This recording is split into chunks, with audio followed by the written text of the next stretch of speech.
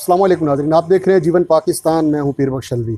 नाज़रीन, कल 12 रबीउल अव्वल को आपने देखा कि मस्तूम मिलादुन नबी का जुलूस वहाँ पर आकर रुका। वाले लोगों के ऊपर जो वहाँ पर पहुँचे थे, करीब थे, आप देख रहे हैं कि साथ ही वहाँ DSP साहब भी मौजूद थे। तो उनकी मौजूदगी में वहाँ पर एक खुदकुश हमलावर वहाँ पर आया और उसने खुदकुश हमला किया।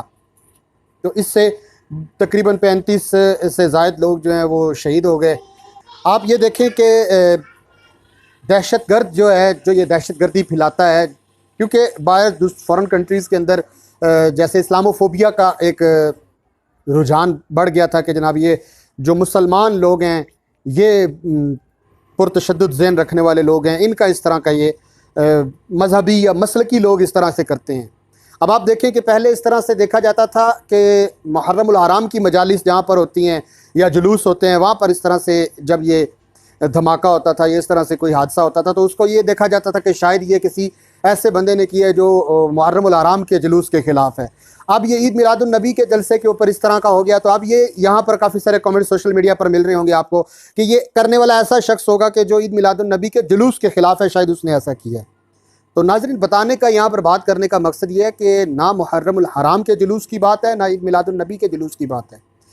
ये जो भी शख्स कर रहा है, ये इस्लामी त्यौहार के ऊपर इस तरह से करने का उसका मतलब, उसका मकसद सब पर आया है कि वो इस्लाम के नाम पर होने वाली जो इस्लामोफोबिया की आवाज़ दुनिया के अंदर बुलंद की जा रही थी, ये उसी एजेंडे के तहत काम कर रहे हैं कि इस्लाम के ख़िलाफ़ लोग हो जाएं, मुसलमानों के लोग खिलाफ हों, के मुसलमान तशद्दुद ज़हन। जो दहशतगर्द होता है वो किसी मसलक, किसी मज़हब का नहीं होता, उसका किसी एक मसलक के साथ ताल्लुक़ नहीं होता। वो सिर्फ़ तशद्दुद फैलाना और लोगों के अंदर खौफ व हिरास फैलाना, उसका मकसद फ़कत यहीं तक होता है, और इस्लाम को बदनाम करना, पाकिस्तान को बदनाम करना होता है। हैरानगी इस बात पर होती है कि हमारी एजेंसीज़ अगर देखती हैं कि 9 मई का कोई वाक़या या इस तरह के कोई दूसरे वाक़यात, तो वहाँ पर एक शख्स अगर कोई निकाब पोश भी है तो वो पकड़ लिया जाता है। जहाँ पर कोई उनकी अपनी ज़ात का कोई मामला होता है, तो अगर आप देखें, एक बंदे ने जनरल बाजवा को फ़ॉरेन कंट्री में बैठकर उसने गाली दी उसके सामने खड़े होकर, तो फ़ॉरेन कंट्री के अंदर उस बंदे को पकड़ने के लिए हमारे हाथ मजबूत हैं। यहाँ बैठकर पाकिस्तानी एजेंसीज़, पाकिस्तानी इस्टेब्लिशमेंट, पाकिस्तान के जो बड़े हैं, उनके इतने पावरफुल हाथ हैं कि वो वहाँ पर उस बंदे को गिरफ़्तार भी करवा लेते हैं और उसको कैफ़रे किरदार तक पहुँचाने, इबरत का निशान बनाने की कोशिश की जाती है। लेकिन जब बात आती है इस्लाम की, जब बात आती है इस्लामी त्यौहार की, जब बात आती है अवाम की, तो फिर पता नहीं कहाँ से आ गया, नामालूम बंदा था उसने, यानी कि हमारी एजेंसीज़, ये हमारे लोग कहाँ गए हुए हैं सारे, जो इस्लाम का नाम बदनाम करना चाहते हैं, जो पाकिस्तान का नाम बदनाम करना चाहते हैं, उन पर गिरफ्त क्यों नहीं है, उनको क्यों नहीं पकड़ा जाता है।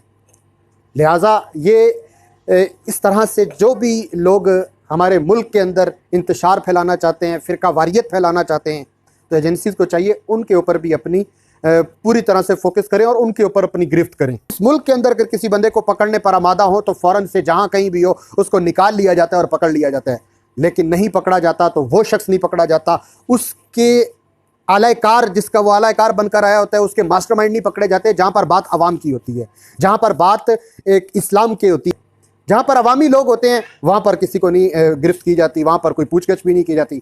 बस एक कमेटी बना दी गई है, वो कमेटी इसके ऊपर रिसर्च करेगी, पता करेंगे, ये होगा, वो होगा, फलां होगा, चलो जी, बात आई गई हो जाती है। और इतनी देर में फिर कुछ दिनों बाद एक और नया हादसा रूनुमा हो जाता है, फिर उसके पीछे कमेटियाँ बनने लग जाती हैं, और ये सर्कल इसी तरह से चलता चला जा रहा है। तो खुदारा हमारी एजेंसीज़ को और हमारे जो बड़े हैं उनके आगे अपील है कि खुदारा ऐसे लोगों की ऊपर गिरफ्त की जाए, उनको पकड़ा जाए, ताकि इस तरह के अवामी लेवल के जो इज्तिमाआत हैं वो महफूज तरीके से हो सकें। देखते रहिए जीवन पाकिस्तान, मिलते हैं नेक्स्ट वीडियो में, तब तक के लिए अल्लाह हाफ़िज़।